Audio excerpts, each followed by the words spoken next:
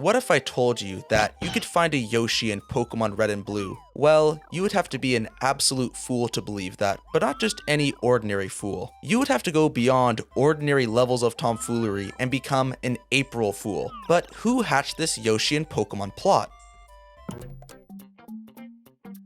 The idea or lie of Yoshi being a Pokemon came from the Expert Gamer magazine. For the record, I don't have much of a history with gaming magazines. I do remember reading some of the Mario comics from Nintendo Power ages ago, but what's inside the pages of Expert Gamer? From what I can gather, this magazine featured video game walkthroughs and cheat codes and was a spin-off of another magazine called Electronic Gaming Monthly, which had video game reviews, news, previews, and interviews, while some issues even featured some tips and cheat codes. With all that being said, EGM has their own reputation for April tomfoolery. These guys were responsible for the Shenlong and Street Fighter II myth and the Sonic and Tails and Melee fiasco, so the apple didn't fall far from the tree when it came to Expert Gamer. At first, they were called EGM2 from July of 1994 all the way up until 1998, where the name change happened in the 50th issue, which released in August. Let's fast forward to April of 1999 and issue 58, where if we flip through all the pages, we'll eventually come across some Game Boy cheat codes and this handy-dandy guide for how to obtain the hidden Yoshi in Pokemon Red and Blue, which was written by respected journalist Jay Esther.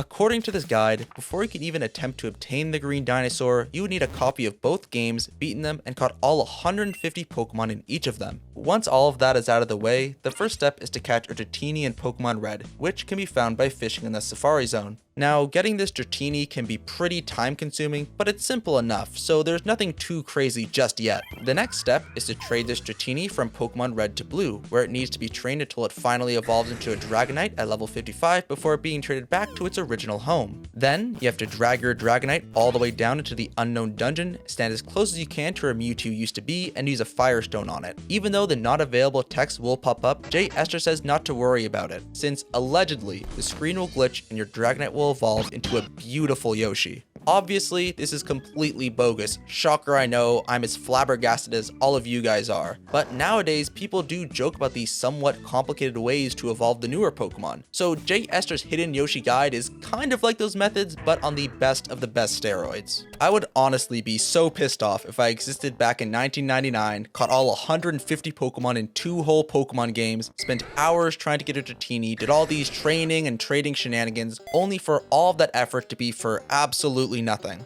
Thankfully, I didn't exist in 1999, so I'm just chilling. But all of Jay Esther's fibs made me really curious why Expert Gamer decided to choose Yoshi of all characters for this April Fool's joke. So I did a little digging, some investigative journalism, and found that Pokemon and Yoshi do have a freaky connection.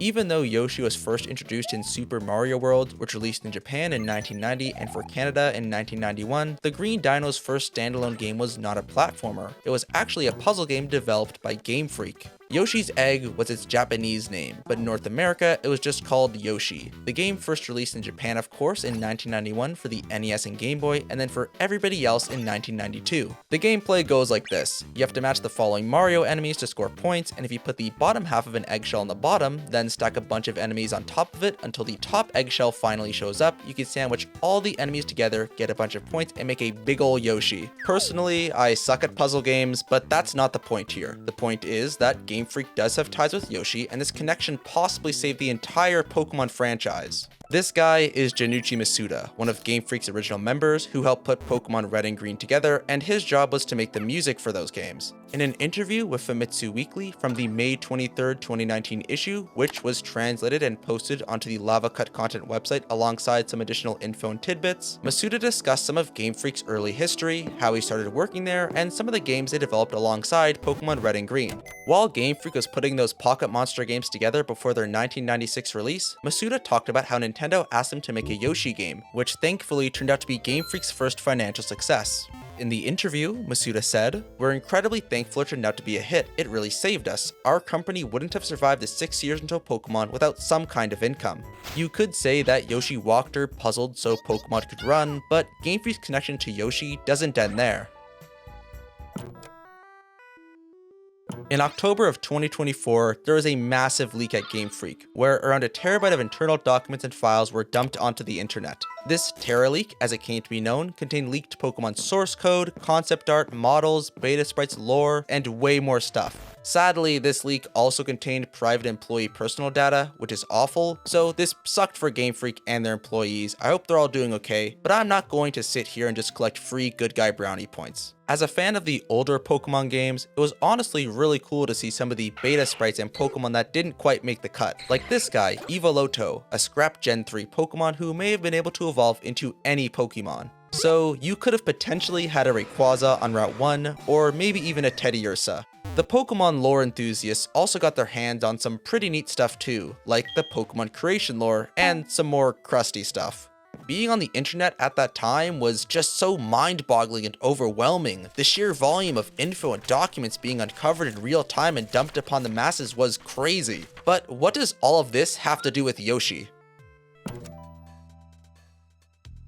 Remember how I mentioned that the Teraleak contained the source code for some of the Pokemon games? Pokemon Black and White were a part of that, and in their leaked source code, people found a remake of Yoshi's Egg. Based on the title screen, it seems to have been an SNES remake at first, since it was called Super Yoshi no Tamago. I am not going to pretend I know all the ins and outs about how game development or source code works. That's far above my pay grade because I just make cat memes on the internet, but from what I can gather, this remake was put together in the same game engine they used to make the Gen 5 games. This little remake of Yoshi's Egg is super buggy, the title screen's a complete mess, Yoshi looks absolutely faded, and there's only one level. From what I read on the beautiful World Wide Web, this was supposed to test the multi-boot functions for Pokemon Black and White.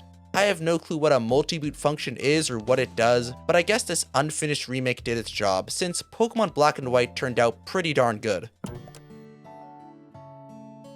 Honestly, it is a pretty neat coincidence that Gamefreak had their own hidden Yoshi situation. Don't get me wrong, it was uncovered in a much more illegal way when compared to a silly April Fool's joke from a magazine, but when I started doing the research to put this video together, I never expected there to be any connection between Yoshi, Pokemon, and Gamefreak. Perhaps Expert Gamer chose Yoshi for their April Fool's joke because of Gamefreak's history with the green dino, but at the end of the day, Yoshi is not a Pokemon you can find in any official Pokemon game. However, this egg-laying dinosaur played a huge role in keeping the lights on at Gamefreak. And who knows, without Yoshi, there may not have been any Pokemon games. That's all I have to say, so thanks for watching, and I'll see you guys in, I don't know, however many months it takes me to make another video. So, see ya!